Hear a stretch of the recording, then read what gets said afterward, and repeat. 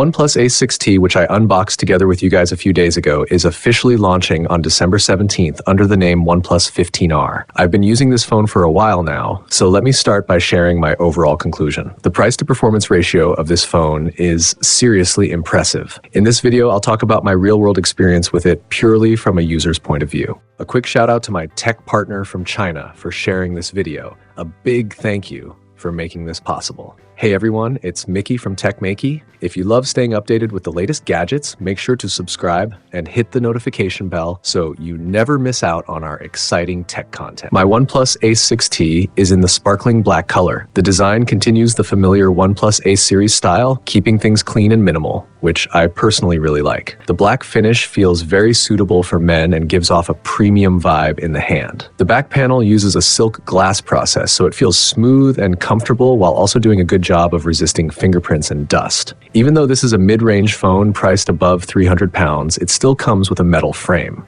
You also get the classic OnePlus alert slider on the side, which is very convenient in daily use. Overall, the phone feels great in the hand. It weighs 216 grams, so it's not exactly light, but doesn't feel uncomfortably heavy either. The display is a 6.83-inch 1.5K screen with a 165 Hz ultra-high refresh rate. The screen-to-body ratio is excellent, and the bezels around the display look very even and symmetrical, making the viewing experience feel clean and immersive. At this price range, getting a 165 Hz refresh rate is a huge advantage, especially for FPS gaming. Using a screen like this can noticeably improve your gaming experience. For example, if you were stuck in bronze before, a 165 Hz screen might help push you to silver. Of course, that's just an analogy. A lot of games already support 165 Hz, including League of Legends, Delta Force, QQ Speed, Vulkan, and more. It also offers industry-leading native 165 Hz support for PUBG Mobile. If you've never played FPS games on a 165 Hz display before, I really recommend trying it in person because the difference is very obvious. I also tested the screen brightness outdoors, and you can see the results here. When it comes to eye protection, the phone uses a PWM dimming solution. During my usage, I felt the eye comfort was quite good, and I didn't experience noticeable eye fatigue even after long sessions. That said, everyone's eyes react differently to screens, so if you're planning to buy this phone, it's still best to try it out yourself. Another feature that stood out to me is the centrally positioned ultrasonic fingerprint sensor. Unlike some phones where the fingerprint area sits too low and feels awkward, the placement here is very natural. The unlock speed is extremely fast as well. It unlocks instantly the moment your finger touches it. In the accessibility settings, there's even a glove mode, which is very useful for people who ride bikes or often wear gloves. As you can see, the phone remains fully usable even with gloves on. On top of that, it supports Rain Touch 2.0, meaning you can still unlock and use the phone even when your hands or the screen are wet from rain, which is genuinely practical. Battery life and charging are also key highlights. The phone packs a massive 8,300 mAh battery, which is incredibly durable and perfect for outdoor workers or heavy gamers. It also supports reverse charging. The charging speed is 100 watts, not the fastest out there, but when paired with such a large battery, it's more than enough for most users. Now let's talk about the camera. Many people assume that since this phone focuses on gaming, the camera would be just average, maybe only good enough for scanning QR codes. Surprisingly, the camera performance exceeded my expectations, especially for video. It supports 4K recording at 120 FPS, while many standard flagship phones still stop at 4K 60 FPS. From the footage you can see here, the smoothness is clearly better than 60 FPS, and it also gives you more flexibility during editing. The phone comes with two cameras, a 50-megapixel Sony IMX906 main sensor with a 1.56-inch sensor size and an 8-megapixel ultra-wide lens. Because there are only two lenses, the camera module looks very clean and simple. This not only looks better visually, but it also improves grip comfort. There's